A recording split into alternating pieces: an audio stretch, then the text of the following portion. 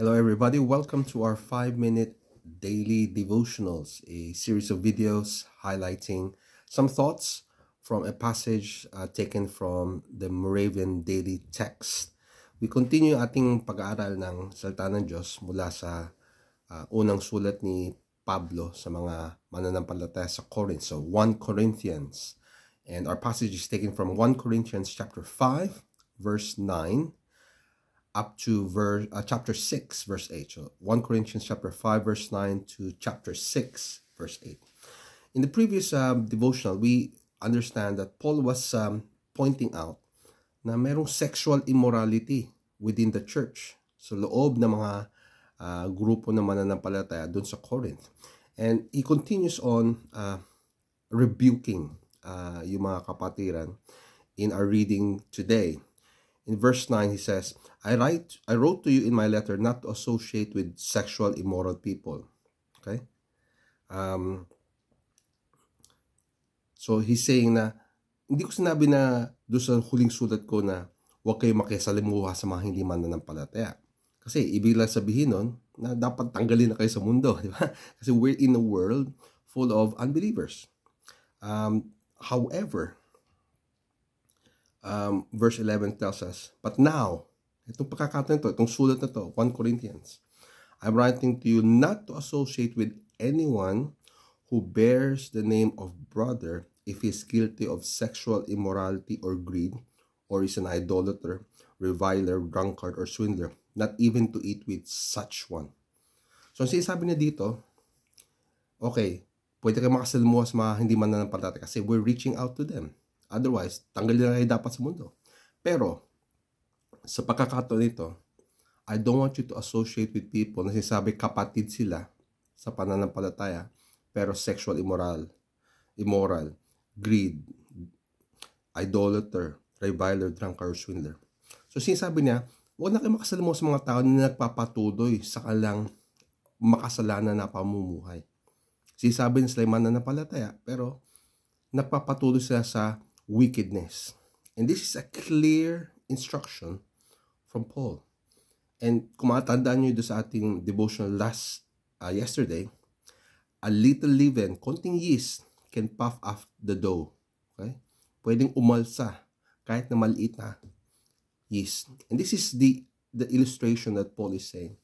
Kung makakasalamuha ka sa mga taong kamo, sinasabi ng kapatiran sila, pero nagpapatuloy sila sa makasalanan na pamumuhay, pwede kayo mahawak.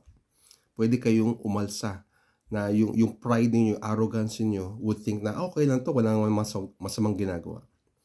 And this is where the danger lies. Sabi niya dito sa verse 3, for what have I to do with judging outsiders? So yung approach nito sa mga kapatiran ay hindi dapat yung approach sa mga hindi mananampalataya. Okay? We're not to judge the unbelievers, kundi sila namumuhay na parang Kristiyano. Kasi hindi pa sila Kristiyano eh. Pero within the family of believers, kung sabi nila kapatiran sila, then we should judge them against the standard of Christ. Kung di sila namumuhay na katulad ni Kristo, we should point it out. Now, this may prove difficult or challenging para sa atin. Kasi hindi natural sa ating mga pamumuhay ito eh. But Paul is saying, we should call them out. God judges those outside, yung mga hindi pa mananampalataya, verse 13, but purge evil person from among you. So within the family of God, kung yung mga tao na nagkukos ng trouble kasi namumuhay sila ng buhay na makasalanan, we should call them out. Let's move on to chapter 6. He says there, in a different aspect, when one of you has a grievance against another, does he dare go to the law before the unrighteous instead of the saints? So nangyayari kasi dito sa mga kapatid sa Corinth, pag meron silang grievance, meron silang pagtatalo, dinadala sa korte. And most of the time, the courts are led by people who are unbelievers. Paul says that shouldn't be the case. Kung merong mga pagtatalo between sa mga magkakapatid sa pananampalataya, lapitan yung mga tao na maalam, marunong patukol sa pamamalakad, pamumuhay na kay Kristo. Para hindi na tayo kailangang pumunta sa korte. Ang nangyayari kasi, merong mga unsatisfactory na pamumuhay, pamamalakad ng mga kapatiran, dadalhin mo pa sa mga hindi mananampalataya. Ang mangyayari yan, ba't pa ako magiging mananampalataya? Bakit pa ako magiging tagasunod ni Kristo? Kayo may mga problema din. So it puts us to shame. It puts the name of Jesus Christ to shame. Verse 5, I say this to your shame. Can it be that there is no one among you wise enough to settle a dispute between brothers? Now, to have lawsuits, verse 7, to have lawsuits at all with one another is already a defeat. Magkaroon kayo ng pagtatalo, magkaroon kayo ng mga kaso laban sa bawat isa ng mga kapatiran, pagkatalo na. Why not rather suffer wrong? Magpatalo ka na lang. Allow yourself to be defeated. Allow yourself to be taken advantage of. Huwag lang mapahiya ang pangalan ng Diyos. Huwag lang malagay sa disrepute ang mga kapatiran, yung mga mananampalataya sa lugar na yun.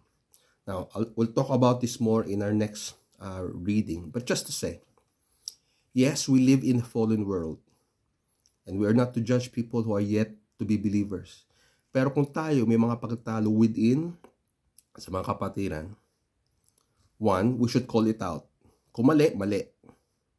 Ngayon, kung talagang kailangan na ng resolution, call somebody who is wise to settle the issue in-house among the believers.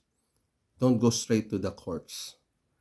And this would preserve the harmony within the brothers and sisters, but also preserve the name of our Lord Jesus Christ and the reputation of the church where we are.